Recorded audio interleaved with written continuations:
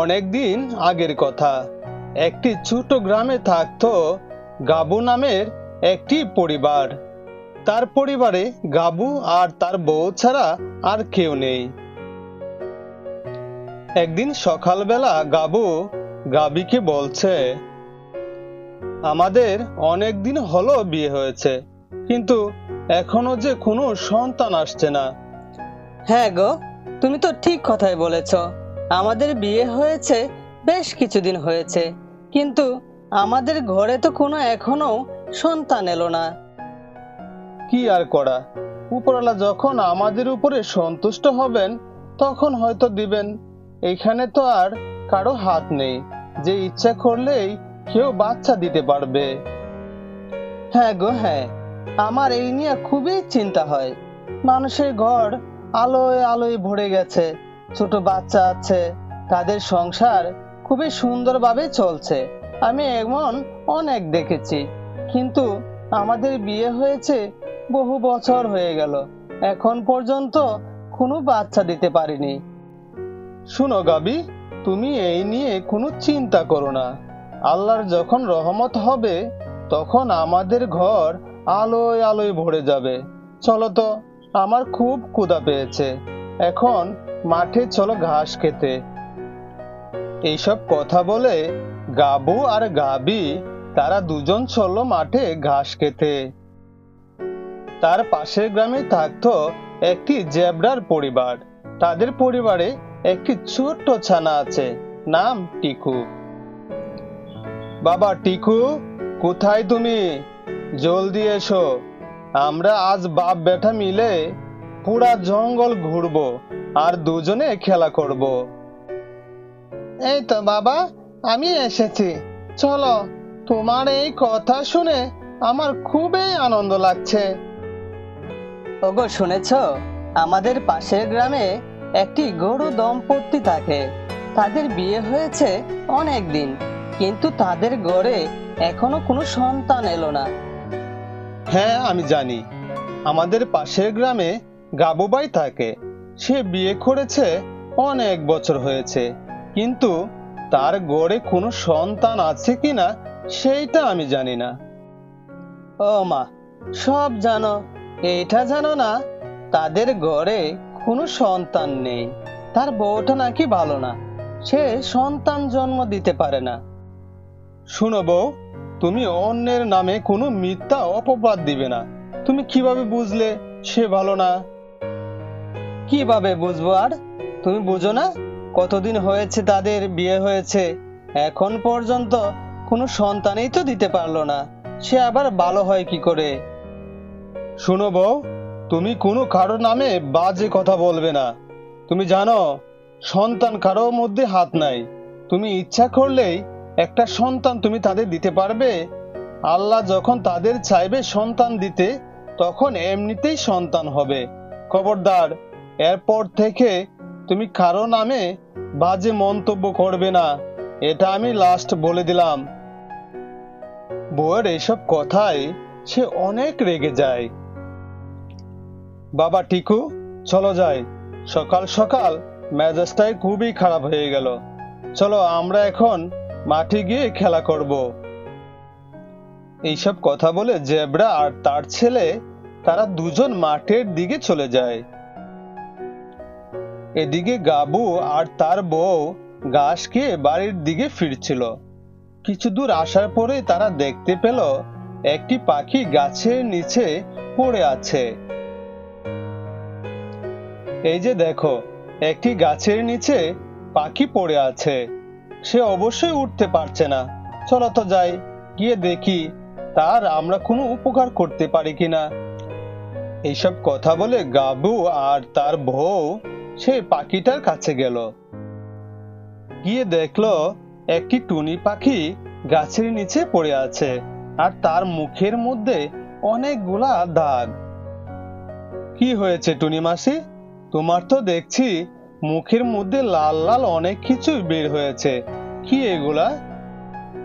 হ্যাঁ গাবু ভাই, আমি খুব অসুস্থ, আর মুখের মধ্যে এগুলা কি হয়েছে আমি কিচ্ছু জানি না। তাহলে তো খুবই মুশকিলের কথা। তুমি যদি এভাবে এখানে পড়ে থাকো, জঙ্গলের অনেক হিংস্র প্রাণী আছে, তাহলে তো তোমাকে এসে খেয়ে ফেলবে। কি করবো আর গাবু ভাই, আমার যে শরীরে কোনো শক্তিই নেই হাঁটার মতো। তোমার যদি কোনো আপত্তি না থাকে তাহলে তুমি আমাদের সাথে যেতে পারো। যতদিন তুমি সুস্থ না হও ততদিন না হয় আমাদের সাথে থাকলে, সুস্থ হয়ে গেলে তারপর তুমি চলে এসো। না না গাবু ভাই, আমার কোনো আপত্তি নেই। তুমি যদি আমাকে তোমাদের সাথে রাখো আমার জন্য খুবই ভালো হয়। এই জায়গাটা আমার জন্য একদমই নিরাপদ না, যে কোনো সময় এসে হিংস্র প্রাণী আমাকে খেয়ে ফেলতে পারে। ঠিক আছে টুনি মাসি, তাহলে তুমি আমার। তারপর টুনি গাবুর পিঠে পড়ে এসে বসলো। গাবু তাকে নিয়ে চললো বাড়ির উদ্দেশ্যে। সেই গ্রামের পাশেই ছিল একটি ঘন জঙ্গল, আর সেই জঙ্গলে থাকতো একটি শিয়াল। শিয়ালের খুবই বুদ্ধি। সেই জঙ্গলে যদি কারো বিপদ হয় শিয়াল সেখানে গিয়ে হাজির হতো। ওহ, আমার যে খুবই ক্ষুধা লেগেছে, আমার যে খাবার খাইতে যেতে হবে। যাই, এখানে দাঁড়িয়ে না থেকে খাবার খুঁজি। খাবারের যে আকাল পড়েছে, কিছুদিন পরে মনে হয় না খেয়েই মরতে হবে। আর শিয়াল তখন খাবার খুঁজতে হাঁটতে শুরু করলো। শিয়াল হাঁটতে হাঁটতে সে অনেক দূর চলে যায়। তখনই সে দেখতে পেল একটি জেব্রা আর তার একটা ছোট্ট সন্তান। শিয়াল তখন জেব্রার কাছে গেল। কি জেব্রা ভাই, তুমি কি জানো কোথায় দাঁড়িয়ে আছো? এটা তো একটা গভীর জঙ্গলে চলে এসেছো, সাথে দেখছি তোমার ছোট্ট সন্তান। এখানে থাকা তোমার জন্য তো একটুকু নিরাপদ নয়।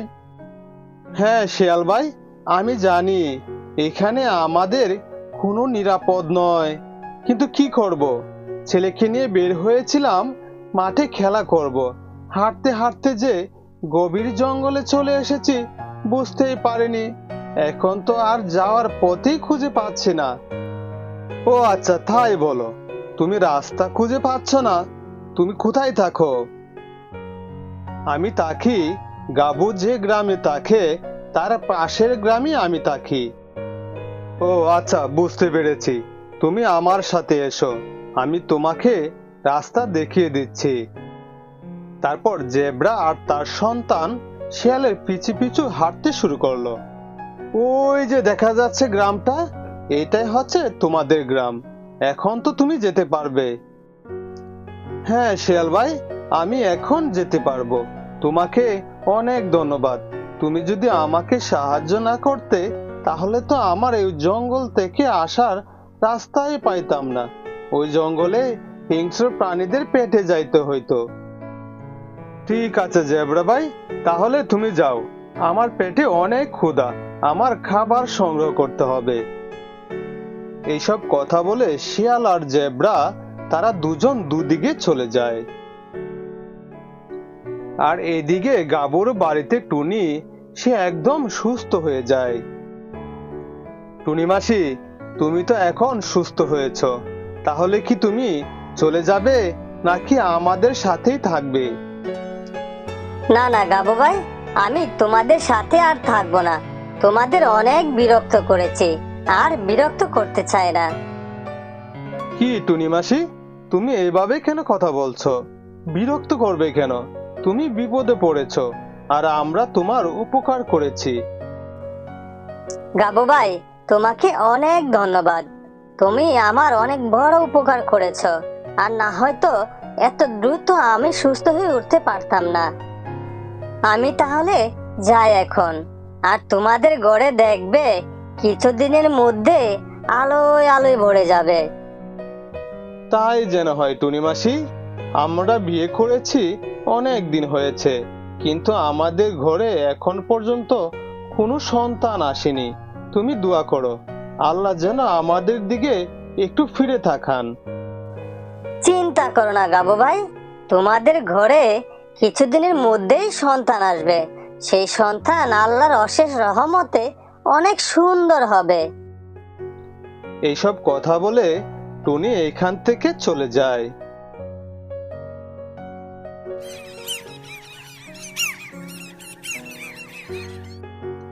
কিছুদিন পর গাবুর একটা সুন্দর ফুটফুটে সন্তান হয়। বাহ, আমার সন্তানটা খুব সুন্দর হয়েছে। তাহলে টুনি যে বলে গেল কিছুদিনের মধ্যে আমাদের সন্তান হবে, টুনির কথাই তো ঠিক। তাহলে কি টুনি কোনো সাধারণ পাখি নয়? আমারও তাই মনে হচ্ছে, টুনি কোনো সাধারণ পাখি ছিল না। ঠিক আছে, এসব বাদ দাও। টুনি বিপদে পড়েছে, আমরা তার সাহায্য করেছি, সেই উসিলায় হয়তো আল্লাহ আমাদের এই সন্তানটা দিয়েছেন। গাবু সন্তান পেয়ে সে মহা খুশি। আর তারপর থেকে গাবুর সংসার আলোয় আলোয় ভরে যায়।